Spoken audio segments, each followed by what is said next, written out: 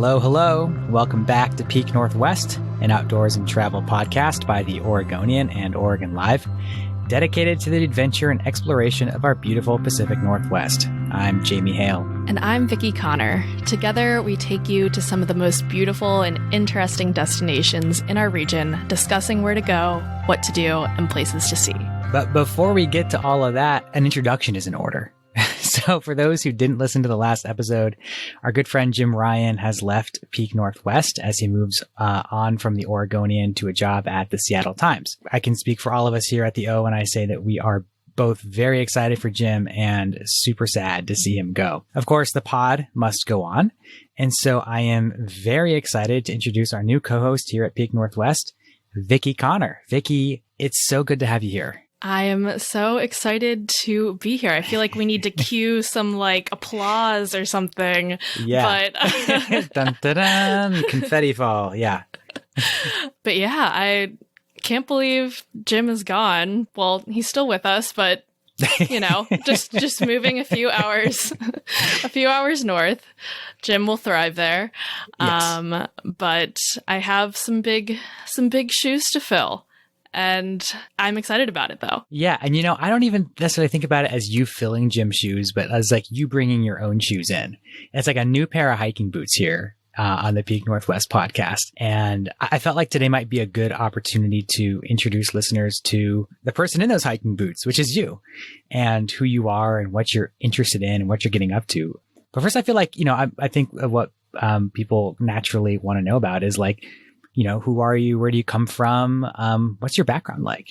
Definitely. Going off that metaphor also, we talked about this, Jim and I. His camp shoes of choice are Crocs and mine are Chacos. Oh my God. And it really is truly a metaphor between us, and the differences. Not really. There's probably not that much difference. But the differences in camp shoes is what we'll go with. So yeah, I am from Maryland originally. I grew up there. I went to University of Maryland. Go Terps. Yeah. Awesome. I was really into playing soccer growing up. My first year of college, I played soccer. So I'm very into being active. That was pretty much my whole childhood. But, instead of taking trips to national parks growing up, I was going to soccer camps and doing all of that. And I played soccer my first year of college, and then I realized I didn't want to play soccer anymore, but I still wanted to stay active. And when I transferred to University of Maryland, one of the first things upon going to school there was a transfer to Terp trip where you got to backpack the Appalachian Trail. And that was kind of my first intro into doing something, really immersing myself into the outdoors, learning the basic backpacking skills and stuff like that. So that's kind of where my love for the outdoors began. And from there, I did a few other backpacking trips. It's one of my favorite things to do. Got to backpack 9 days in Chilean Patagonia, which was awesome. And then I moved to Palm Springs after college, and I lived in Southern California for 3.5 years. Before last July, I moved to Portland, Oregon to work at the Oregonian.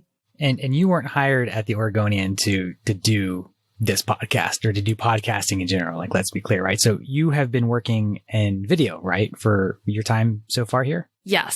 The job I was hired to do was actually specifically for Peak Northwest, but just on the video front. Directing, filming, going on the excursions, and then coming back and editing the video, along with other random assignments as well outside of Peak Northwest. But Peak Northwest video series was definitely the main thing I was hired to do. So you had an opportunity to get out with Jim and go do some of these kinds of outdoor adventures in that time period, I guess. Yeah, Jim and I have been on some really fun adventures, some great road trips. Our most recent video that we did, his last episode, was skijoring, which was awesome. Skiing with dogs, for those who didn't see the episode or listen to the podcast episode. So yeah, we've done skijoring. We have stayed at a state park cabin and brought along my dog Stella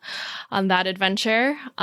We have done some scenic bikeways. The one that sticks out the most to me over the summer, our first episode was foraging for huckleberries and doing a little backpacking trip with that as well. That's like a nice variety you've had since being here. Some forest adventures, some skiing, some biking. It seems like you've been able to get a nice introduction to the different parts of the Northwest so far. Definitely. We plan our video episodes to do one roughly about every month and a half. And so when I moved here, got the little taste of summertime, got the fall bike ride, got the winter skiing. So I really feel like Jim kind of took me on a tour of some of the best places while he was here.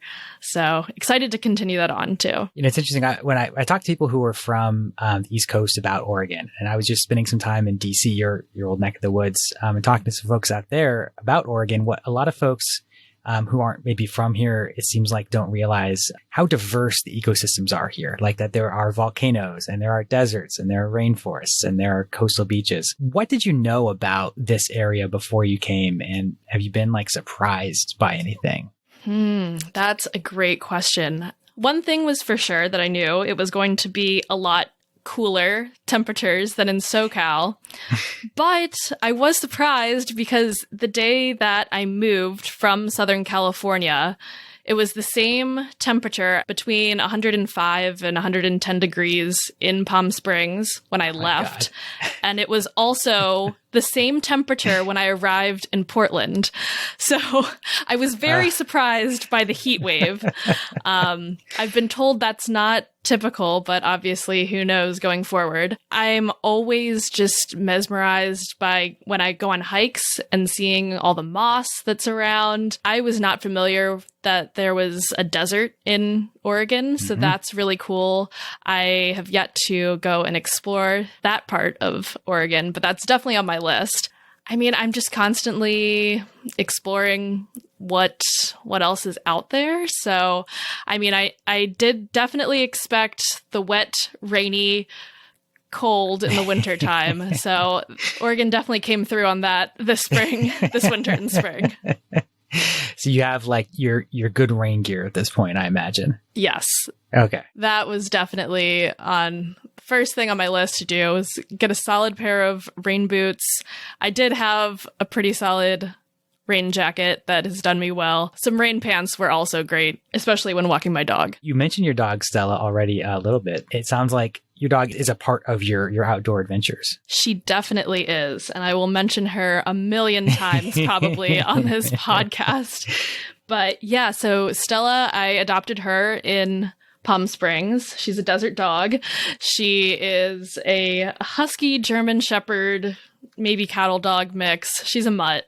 And she joins me on a lot of my adventures. She is extremely high energy, so she could hike and hike and hike. She's done 10 miles, knocked it out of the park, easy. So she usually joins me on my hikes, on my runs. I think she could do great skijoring if she wants to take that up with me one day. And when she went with us to the cabin, the state park cabin, it's fun to explore what places are dog friendly where I can bring her. So that's always at the top of my mind. That's a whole other, I think, episode that we can and probably will end up doing is dog friendly adventures, because that adds a whole other element, I'm sure, to how you travel, what you need to travel. As a person who doesn't own a dog, I feel like I have very little idea of what that's like, but I imagine it's just a whole list of other things you need to take into consideration. Definitely. It's a huge part of researching wherever you can go. You know, is she allowed on the trails? What hotel, accommodation, yurt, cabin, wherever you're staying, does it allow dogs? And, you know, of course, courtesy things like always picking up after your dog, cleaning up her fur wherever she may leave it, all those good things. One of the things we love to do here on Peak Northwest is talk about different kinds of specific places, adventures to get up to. And what I am really curious about is where you are planning to travel to, places you want to visit, all that kind of stuff. But first, we are going to take a short break.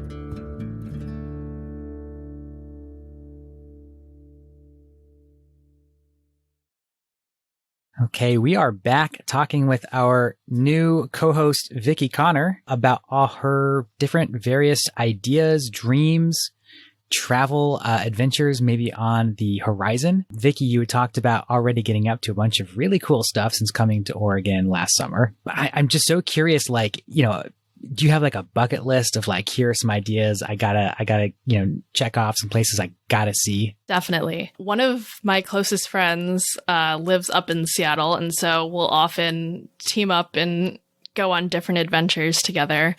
Something that has been on my list, just a general thing, is to climb some mountains, climb some peaks. There you go. So I figured I'll start off with one of the quote unquote easier ones and try at least to get a permit first off to climb Mount St. Helens. Mm-hmm. So we'll see how that pans out, whether that happens in June. I know there's still some permits left, or maybe it'll be pushed back to July, but I would love to do that, and kind of just doing some research on that now to prepare myself. But I would also love to take a trip down to the southern Oregon coast. And I know, Jamie, that's something that you are just very familiar with. So I know you can provide me with all the tips, all the places all the beaches to see, and all the places to eat too, because that is also a priority. That's right. I like that. We, of course, just did an episode about Southern Coast. So folks can go back and listen to that. And Vickie, I'm happy to give you further advice and suggestions for South Coast. It's such a great spot. There's so much to see there. What is it that draws you to the South Coast in particular? I've taken a trip to Northern California, specifically Humboldt County, and I saw the rugged coastline there, specifically Trinidad. That was one of the most beautiful places I've ever seen. And, just walking along the water, and you see starfish just sitting in the water. And that's something to me that was mind blowing. So I know that the Southern Oregon coast is similar and different. And I'd love to just see more of that rugged coastline and, all the different rock formations and all the hidden beaches that I know you've mentioned before.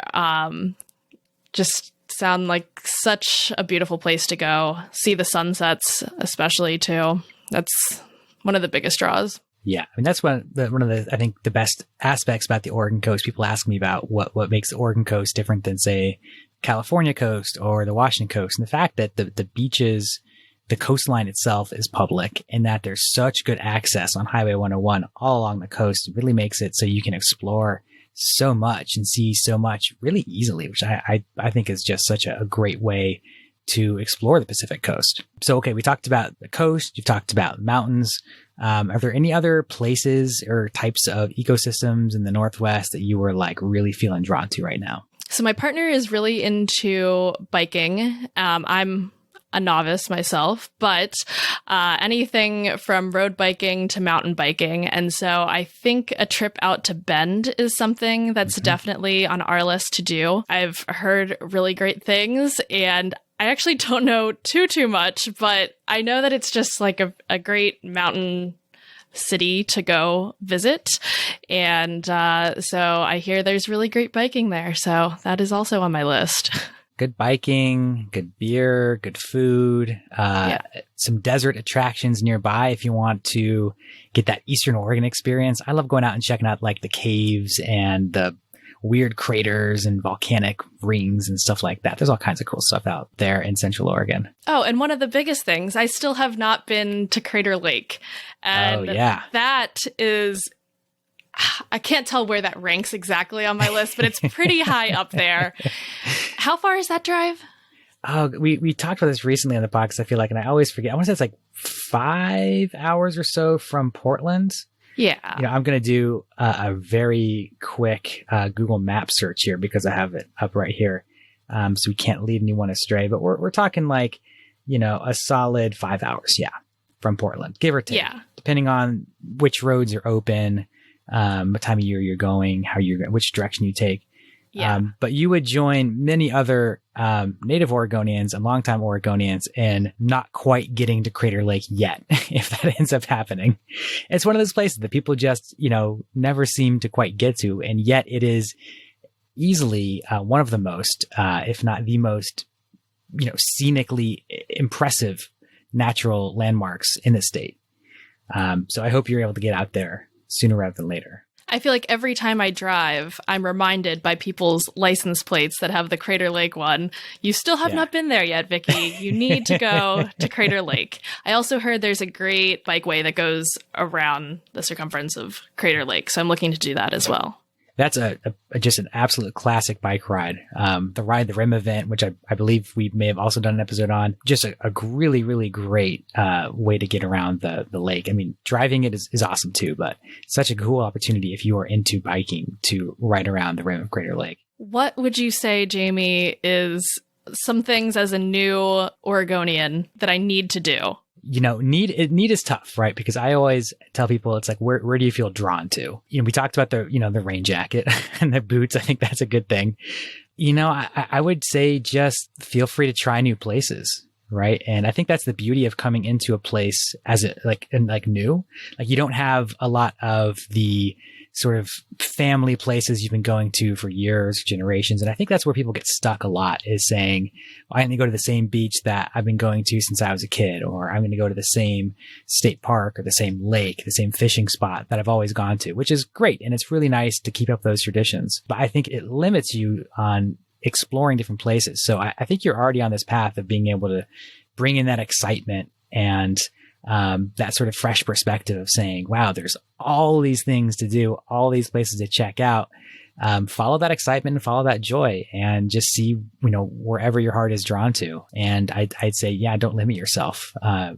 Check out all the places you want and all the places you can get to. I think that's the beauty of it. I will say one of the first Peak Northwest podcast episodes I listened to was the one on Eagle Creek reopening after the fire. And the way you guys described it, I was like, oh, wow, I need to go here. So I went on a day and miraculously the sun was out. The sun was just making the moss and the water just, it was glowing essentially. So that was something that was so beautiful. And my full trip was about 11 miles of a hike, went down to, of course, Tunnel Falls. That's the name, right? Tunnel Falls. Yep. Okay. That's Went right. Down to Tunnel Falls, and Twister Falls is the one right after that. Yeah. So went to that and then turned back from there. But what I would like to do is a 2-day backpacking trip and go completely down to one end, camp there, and then head back. Not sure what else is past those two falls, but if it's anything else like the rest of the trail, I'm sure it is extremely beautiful. It gets a little bit more rugged back there, as I understand. I've not done that back section up to Wadham Lake.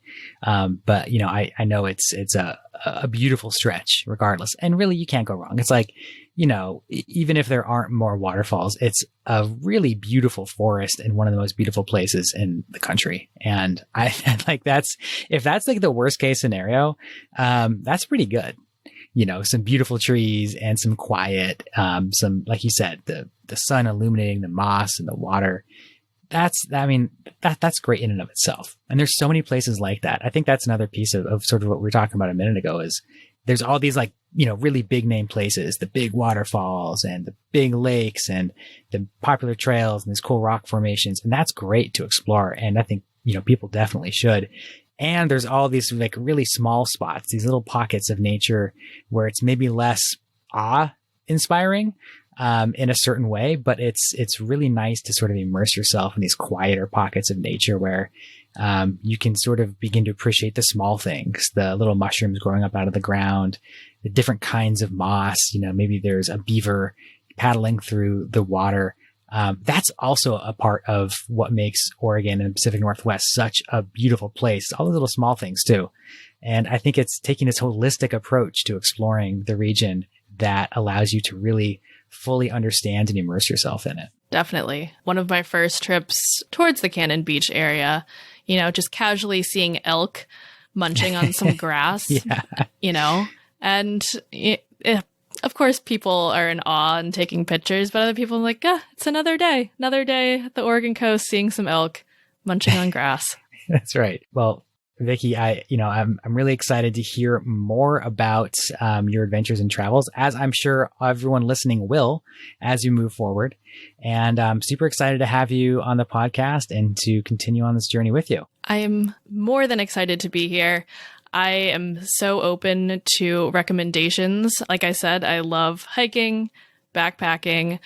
I'm also into kayaking. Intro to climbing is something that I'm tackling right now. And like I said, biking.